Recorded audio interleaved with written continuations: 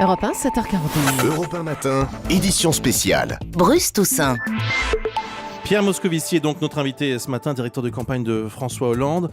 On va aller tout de suite à Toulouse, parce que la France est sous le choc, mais Toulouse est effondrée. Nous sommes en ligne avec Abdelatif Melouki. Bonjour. Bonjour. Vous êtes vice-président du Conseil régional du culte musulman. Quelle est l'ambiance à Toulouse et en particulier dans la communauté musulmane ? C'est une inquiétude qui a commencé depuis la semaine dernière, qui continue. D'abord, notre satisfaction que ce soit le meurtrier qui soit déjà neutralisé.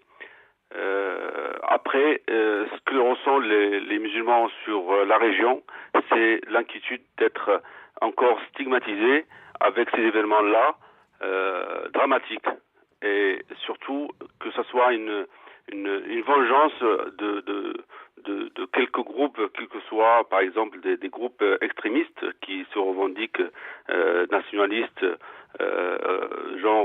groupe, par exemple, riposte laïque ou bloc identitaire, sans les citer, mais en tout cas, ça va être une occasion de plus. Alors là, on comprend votre inquiétude, mais est-ce qu'il y a déjà des signes tangibles de cette stigmatisation que vous craignez ? Alors, c'est clair, aujourd'hui, on ne voit pas les choses comme ça partout, mais en tout cas, c'est le sentiment des gens. Il n'y a pas de corps de gestes ou quoi que ce soit. Je pense que les gens, la majorité, sont lucides et sont intelligents pour ne pas récupérer ça. Mais en tout cas, forcément, ça va se voir dans les jours à venir. Tout dépend des événements qui vont arriver plus tard, quoi. Quelle doit être selon vous l'attitude des politiques ? Pierre Moscovici vous écoute, il est à mes côtés ici dans le studio d'Europe 1.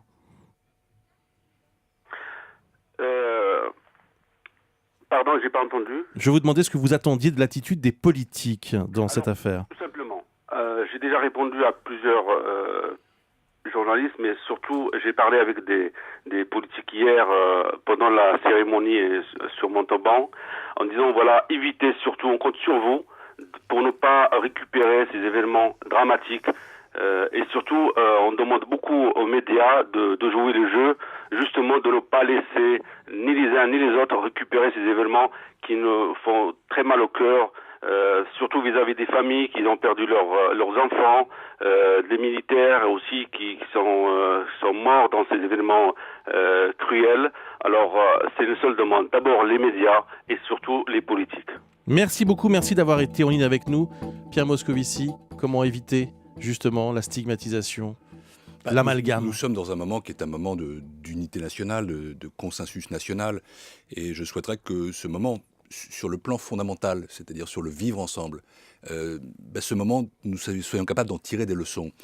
Et par rapport à ça, en effet, pas de récupération, c'est indispensable, aucune surenchère, et j'ajoute aucun amalgame, parce que ce fanatique qui aujourd'hui est retranché, qui se réclame d'Al-Qaïda, il est dans la logique qui a toujours été celle d'Al-Qaïda, qui est de chercher à radicaliser la société, à opposer les uns aux autres, à créer un réflexe anti-musulman pour pouvoir ensuite provoquer une surenchère constante.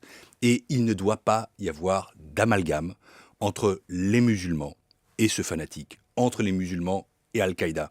Et tous ceux qui laisseront à un titre ou à un autre laisser penser cela, eh bien, seront dans l'atteinte à l'unité nationale, dans l'atteinte à ce qui fait que nous vivons en communauté.